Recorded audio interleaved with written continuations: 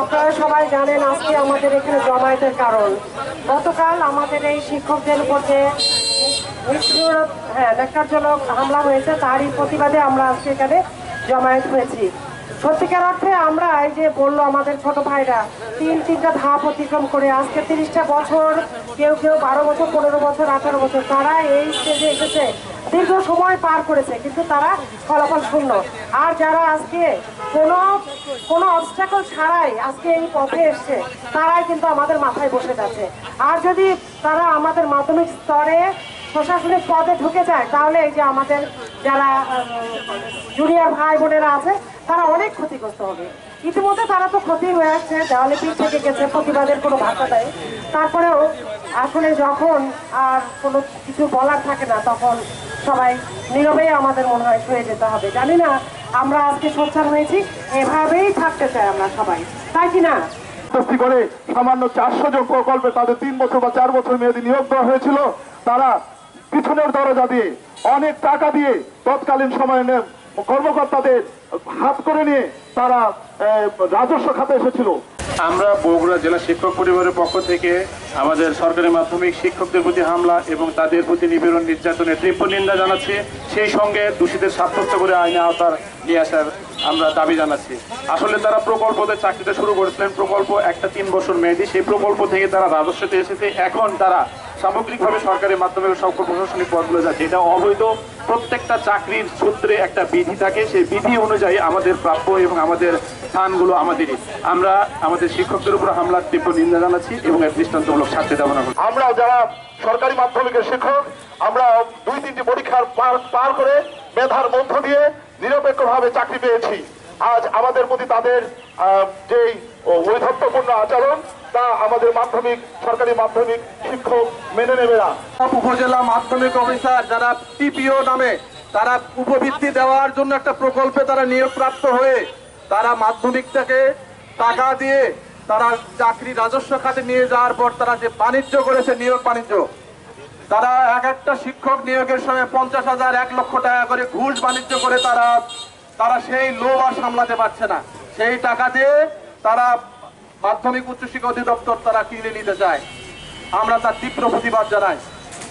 কথাই বলে খেতে দিলে শুতে চাই, শুতে যাওয়ার পর বাড়ি দখল করতে চাই। সেই হয়েছে এই উপজেলা মাধ্যমিক অফিসারের সেই সময়, কিন্তু সেই সময় কিন্তু এখন আর নাই। এখন এই বৈষম্য বিরোধী সমাজ চলছে। অতএব আপনারা যতই চেষ্টা করেন, যারা এখানে আপনারা দেখছেন সব মেধাবী মুখ, যারা 3টি স্তর পরীক্ষা দিয়ে যারা পিএসসি ফেস করে যারা আজকে মাধ্যমিক বিদ্যালয়ের শিক্ষক এবং যারা সিনিয়র শিক্ষক, যারা প্রথম শ্রেণীর কর্মকর্তা হয়েছেন, তাদেরকে পাশ কাটিয়ে তারা কিভাবে মাধ্যমিকটাকে দখল করতে চায় এটা আমরা হতে দিতে পারি না। বিসমিল্লাহির রহমানির রহিম।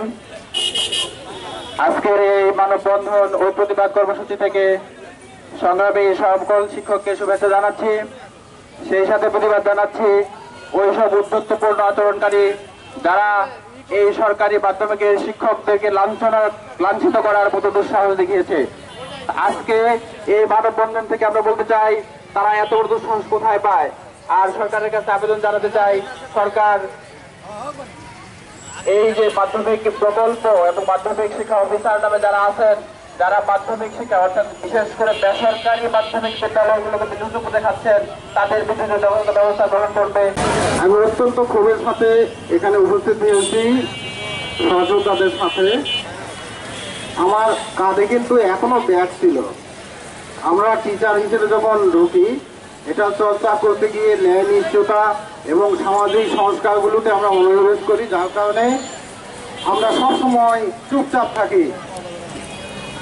তো এটার সুযোগে প্রকল্প থেকে, প্রজেক্ট থেকে আত্মীকৃত ঘুষ এবং দুর্নীতি অনিয়মের মাধ্যমে রাজস্ব খাতে অনুপ্রবেশকারী কিছু দুষ্কৃতিকারী ফৌজদারি অপরাধ সংঘটিত করেছে এবং সেটা আমাদের সহযোদ্ধা 2010 ব্যাচের শিক্ষক এবং উনি আমার অতি পরিচিত ঢাকা ইউনিভার্সিটির স্টুডেন্ট ছিলেন আব্দুর রাজ্জাক স্যার।